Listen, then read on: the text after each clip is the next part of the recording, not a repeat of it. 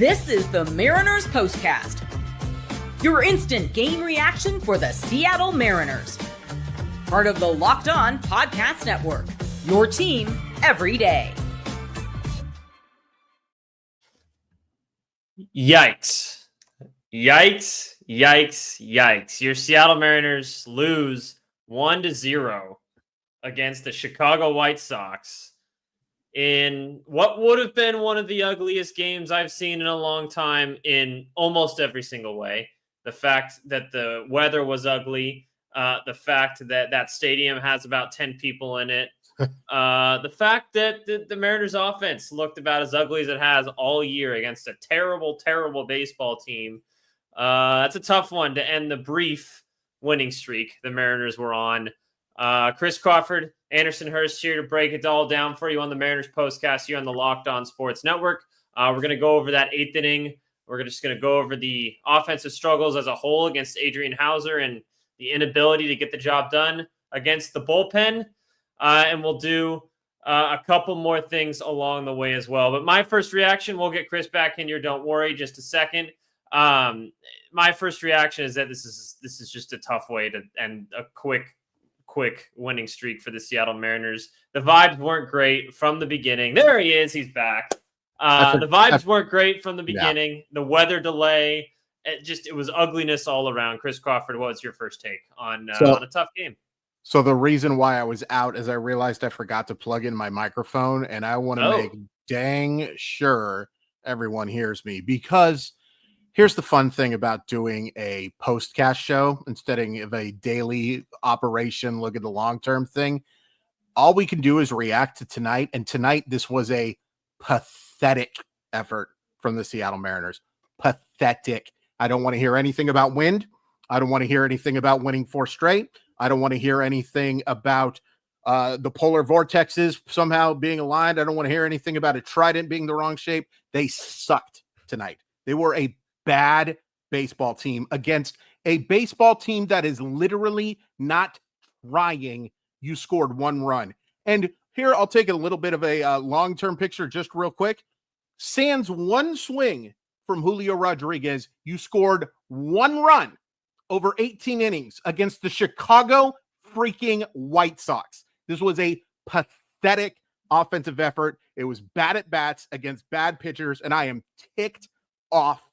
And I'm very happy to be talking to you about it. Thank you for separating those two things, because it can get rough for sure. It sucks that we had to sit through all of that. And then they had a chance to get something done in the 8th inning. Let's go straight to it. I think that's our big moment in the game. We get the bases loaded with 1 out. And you could even put a couple of the at-bats to lead up to that point. But let's just start with the Garver at bat with the bases loaded and 1 out. What happened? Just a really poor at bat, man. You have to swing the bat, even if you are just fouling that baseball off, because that wasn't some terrific pitch from Boozer. It was a cookie cutter slider down the middle of the plate. Just foul it off and live another day. Hopefully he throws another ball out of the strike zone, because Mitch Garver did not look interested in swinging the bat in those at bats. He swung at a slider well outside of the strike zone earlier in the at-bat. It was a really poor at-bat. And look, Julio Rodriguez had a poor at-bat as well. He got some fastballs down the middle of the plate, and he wasn't able to do anything with him. I'll give him credit for fouling off a couple of decent pitches, but you got to get the job done there.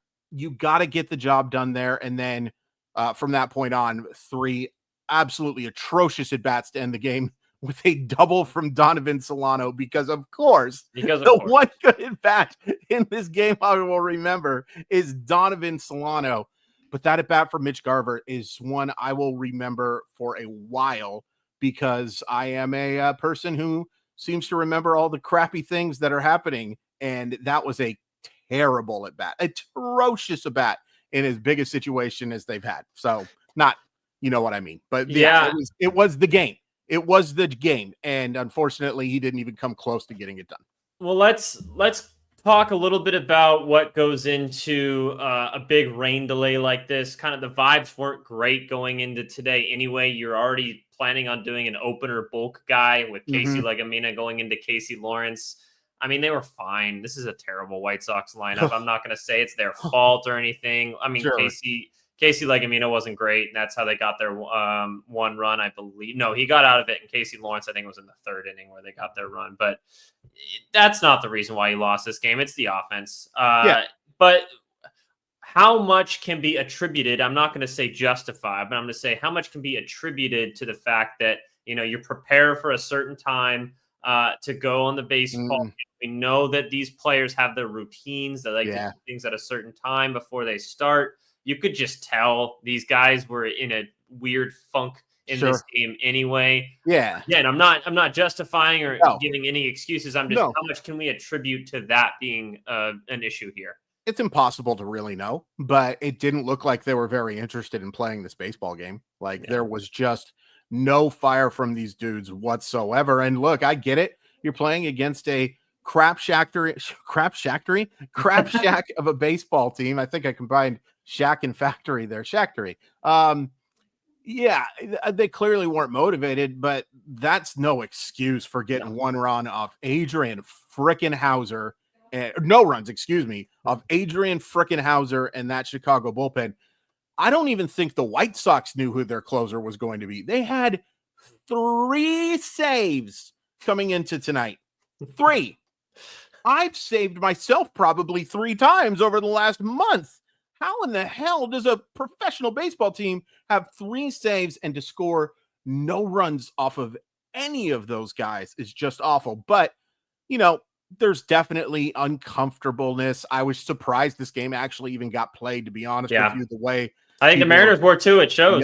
Yeah. And but it's not a good excuse, but it's a daily game. We all have bad days. And in the long term, this loss is far from a damning loss. Like, they can get over this real quick, win tomorrow, and nobody will probably even remember that loss other than sickos like me. But all we can do is react to tonight. And tonight was awful. It was a pathetic offensive effort. Casey Lawrence was fine.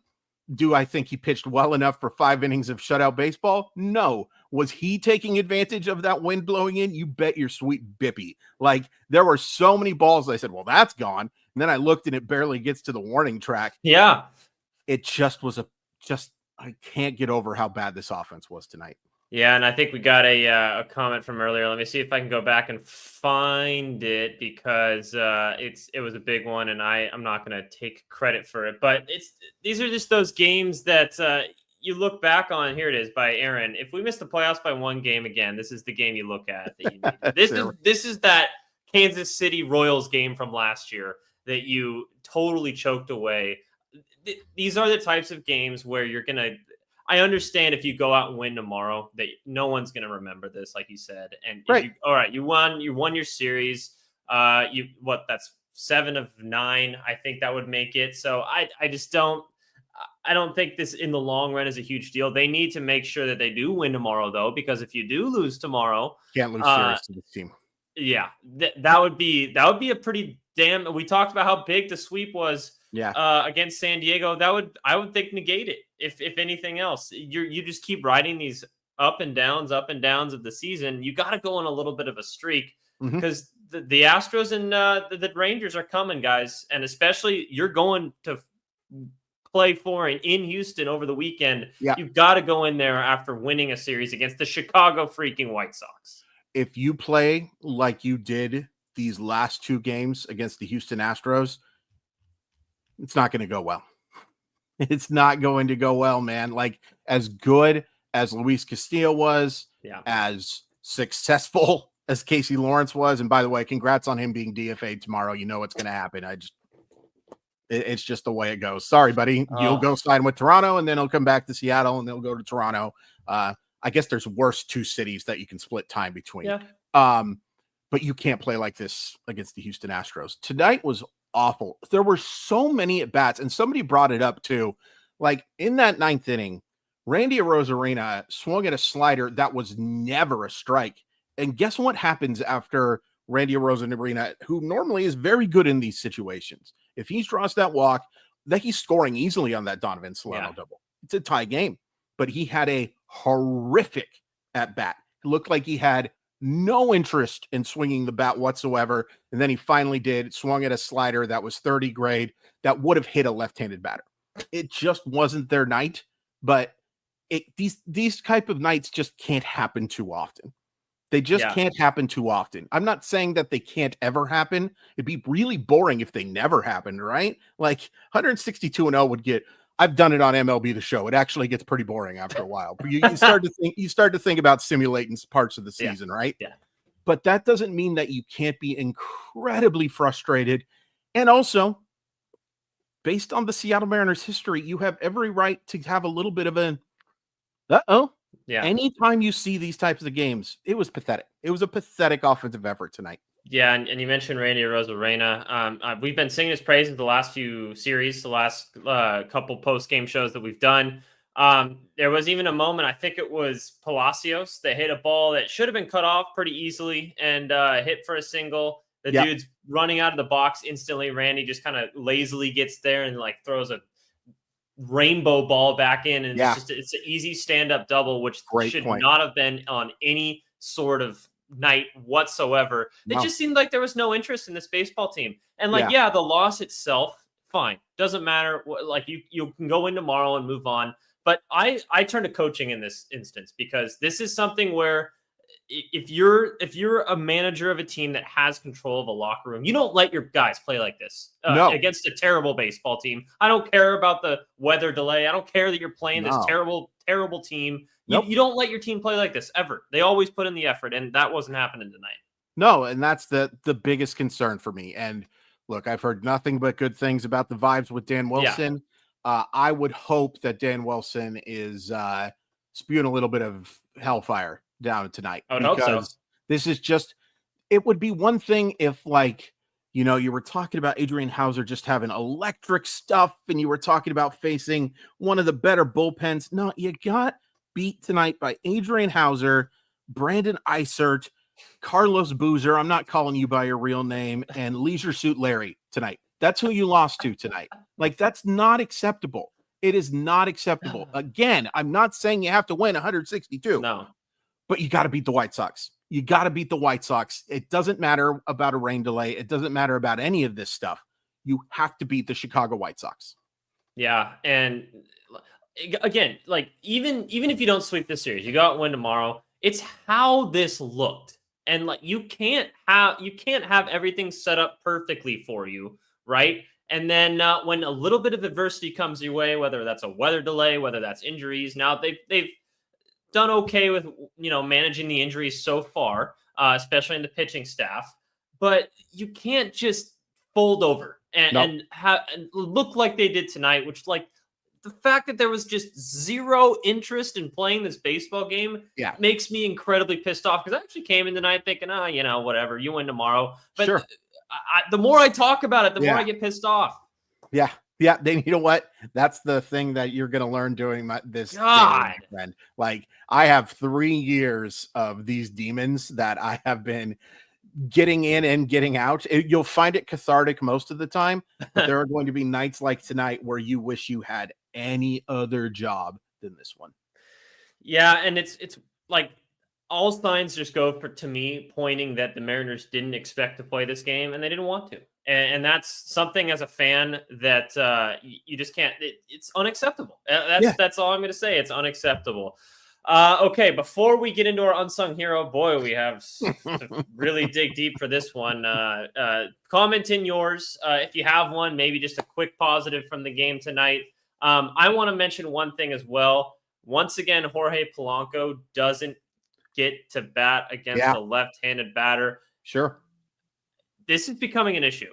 I understand that you're trying to manage his injury, and maybe he is much more comfortable batting from the left-hand side against a righty. But at this point, with the options you have, he cannot be out of the game that easily. The other team can just bring in any sort of left-handed pitcher, and Jorge Polanco's out of the game now. Like, that is a big, big issue for this team. So, and look, Mitch Garver's done an okay job this year. He's getting on at a 352 clip. I don't want to go too crazy here, but Mitch Garver has become a dink and dunk hitter, and dink and dunk hitters who have 20 grade speed don't have a ton of value. It's nice that he's not getting out as often, but he's not the same thing. And it's becoming too easy to manage against this team now because you're bringing in that lefty knowing that, oh, okay, if Mitch Garver happens to get on and hits a single, I can deal with that. It's certainly better than Jorge Polanco hitting from the left side and having a chance to hit for, the ball a long, long way. And where is Garver's power? I don't know because it's like he's not coming even like close. He hit a ball fairly hard last night, that I kind of thought might have a chance to get to the fence, but there's so little. This is a guy who's hit 30 home runs before. This is a guy who's had legitimate power, and I wonder how much of it has to do with potential injury or just lack of bat speed. I haven't really looked at that metric in a little while, but this is a huge problem. And somebody brought up, I think it was my buddy Nelson, that maybe you got to talk about moving Polanco down in the lineup a little bit because you have guys who can hit second on this team, right? Like you experimented it with the Cal Raleigh. I don't really love that. I really wouldn't mind having a situation where you had Julio struggled there so much, but like a Rosarina in that second spot or some of these other like experiment, because this is a huge problem and it's been an issue.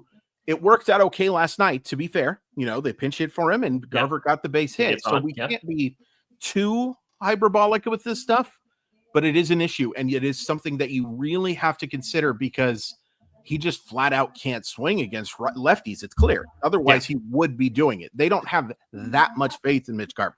So is there any chance, I know we're going a little long here, but is there any chance that he can just bat left-handed against left-handed pitching? Because that has to be a better option than what Mitch Garver's throwing out there.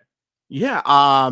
Wait, say that one more time. I'm sorry. Is there any chance that Polanco can just bat left-handed against left-handed pitching? No, because he tried it once and it was super uncomfortable. Okay. And there's a fear there. And I understand it. If you've been swinging left-handed against right-handers your whole life and you just haven't seen lefties versus lefties, it's a super uncomfortable experience. That ball looks like it's coming right at your head. It takes loads and loads of work. And he has no chance of getting a hit, like zero chance. So as frustrated as I get with Mitch Garver, I still want Garver batting in those situations. And lefty Polanco. But ideally, you don't have to make this switch. And so I sure hope Polanco can get healthy soon. But that left on left one at bat was enough for me to say, can't do that. All right. Well, good to know. Thank you for correcting me on that one. Comment in what you guys think the Mariners should do. Should they move Polanco down in the lineup? Who is your unsung hero today? What was the big moment in the game? Obviously, we're pointing to the 8th inning. But before we do that, let's talk a little bit about Monarch Money. If you ever check your bank account and wonder where did all my money go between dining out, online shopping, and entertainment, it's easy to lose track, and that's where Monarch Money comes in. Your personal CFO, giving you full visibility and control over your finances.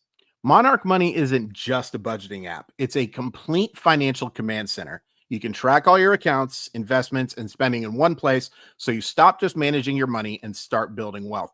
My favorite part about it is the easy collaboration. Like, if I was to ever have people who loved me, it would be nice to know that I could take a look at different people's financial stuff. The fact that you can just do this all through one app is why Monarch Money is something that you have to have. Yeah, just make sure you take control of your finances with Monarch Money. Use Locked On MLB at monarchmoney.com for 50% off your first year. That's monarchmoney.com, code Locked On MLB for half off your entire first year. That's a pretty significant amount of time.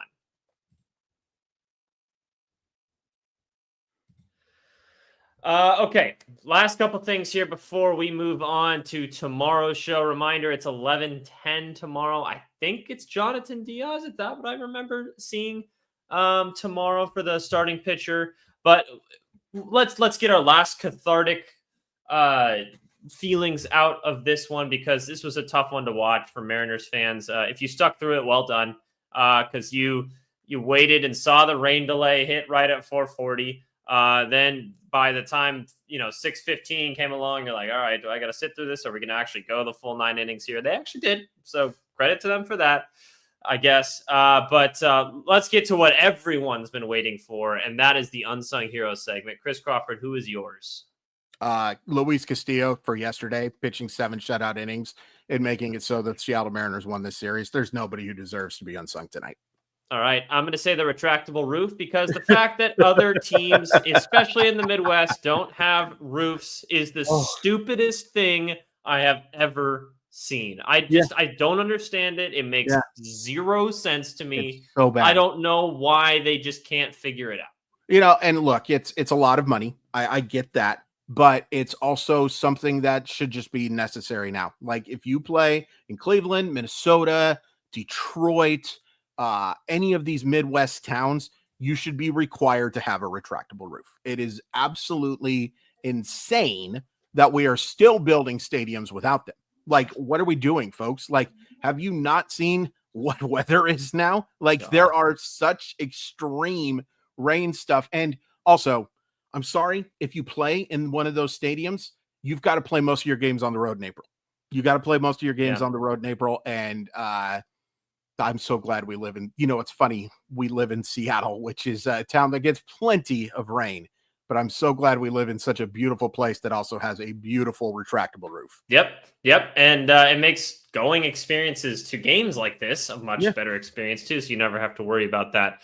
Sure. No God 206. Thank you. Shane Smith against Logan Evans. You did your research. I did not because I was so upset.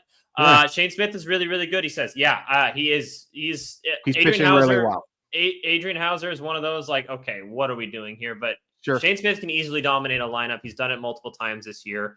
So that's something to look forward to tomorrow. One more from the No God 206. God, where would we be without Luis Castillo? Seriously, there were fans who said he's our worst starter and we need to salary dump him. Yeah. I remember when everyone wanted to trade Luis Castillo for a bat. Thank God we didn't do that now. Oh, yeah. Thank God. Where would we be if we didn't have that guy, especially with both George Kirby and Bryce Miller and Logan Gilbert all going down? I don't know where we would be at this point. It would be really, really bad. And look, I wouldn't have had a huge problem trading him for like an elite bat. And if you get like a depth pitching piece back, I love Luis Castillo, don't get me wrong, but like I would have gotten the process of trading him for a really, really good offensive player. They turned down Yoshida and Tristan Casas for Luis Castillo. So far, that looks like a very, very good decision. Good decision. But, thank goodness for Luis Castillo in that start last night, because tonight was just 10 pounds of crap in a 5-pound bag. Yep. So let's hope they can cast this out of our mind tomorrow with a big win. Logan Evans, do what you need to do against a bad White Sox lineup. Offense, just show up. Just please show up. Because like you said, without that one Julio Rodriguez swing, we've scored 1 run in 18 innings, a single run against one of the worst teams in baseball.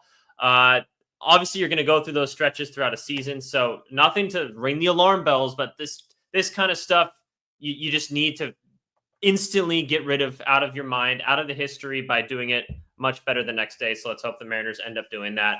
All right, guys, remember, you can catch any of our post-game show anywhere you get your podcast. Just look for the Mariners POSTCAST on those, and you can watch us once again on YouTube. If you missed any part of it, just rewind it all the way back to the beginning. That's one of the great parts about going live, is you don't have to be live right with us. You can start with us from the beginning, and we'll see you guys tomorrow, 11:10 start time. So maybe looking about 2:30 when Chris and I will be with. One more thing. The only thing I was going to add is, hey, did you want to hear us talk about Luis Castillo's start yesterday? Do you want us to talk about Julio's? You can go to the live section on the Locked On Mariners and view any of our previous podcasts. We sure would appreciate doing that. And just real quick, we super appreciate all the views that we've gotten. We have hit this thing absolutely running. Anders and I were scared that there were going to be negative 10 people watching us, and we were going to be one of those sad Twitch things where somebody has to leave a donation to make us feel better. But no, there's been a ton of you checking this out, and we super appreciate it. We know we're not as good as Ty Colby.